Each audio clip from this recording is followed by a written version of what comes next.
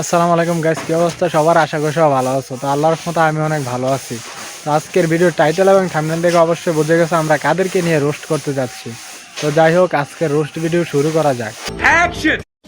आज रात मेरे पास रह जा। ওর নাম হচ্ছে নেহা। সে প্রতিনিয়ত টিকটকের মধ্যে আইসা অশ্লীলতা করে। চলো আজকের ভিডিওতে তাকেও হালকা করে দিয়ে আসি।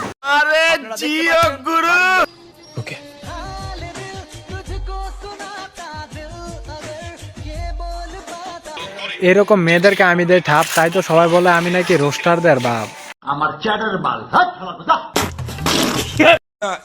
আসলে আমার লাইফে কোনো কষ্ট নাই, আমি হুদাই নাটক করি।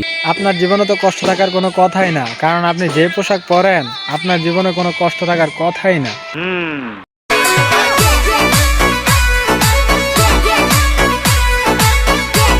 এরকম ভিডিও দেখলে তো আমাদের কষ্ট হবেই।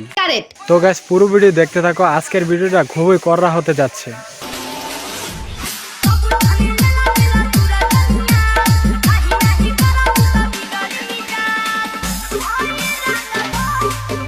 দেখানোর আর বাকি রইল কই? ওইটা ছাড়া যদি ভিডিওটা করতেন তাহলে একটু ভালো হইতো, কারণ ভিউজ আরো বেশি বেশি একটু পাইতেন আর কি। আপনি যে ভিডিও বানাইছেন তাও আবার এটা টিকটকেও ছাড়ছেন।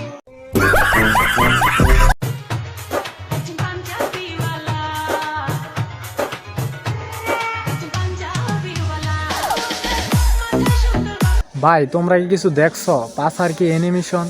এটা হাস্যকর। চরিত্র সবারই ভালো, শুধু ধরা খাওয়ার আগ পর্যন্ত। তুমি যদি সবসময় টিকটকের মধ্যে থাকো তাহলে তো পোলাপাইন আর বিয়ে করা লাগবে না। সঠিক বলেছেন। চরিত্র সবারই ভালো, আপনারটা কেমন তা আজকে আমি পাবলিকের সামনে তুলে ধরবো।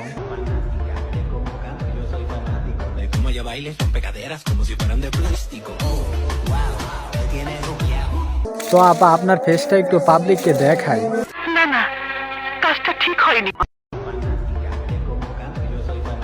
সে হচ্ছে বাংলার খলিফা, ঠিক আছে? তোমার মনের ভিতরে হইলো পাপ। জ্ঞান দিও না, আমার কাছে ভরপুর আছে, দিলে 20-30 লাখ টাকা দিও, কামে দিব। আমি বলি কি সবকিছু খুলে একটু ভিডিওটা করেন, কারণ আমাদের একটু উপকার হতো, তাই না গাইস? কি বলো তোমরা? নিঃসন্দেহে তুই ঠিক কথা বলেছিস। ভালোবাসা মোনা যেতে চাও, ভিডিও কলে না। তো গাইস, দেখা হবে পরবর্তী ভিডিওতে। তো সবাই সুস্থ থাকেন, ভালো থাকেন, ধন্যবাদ।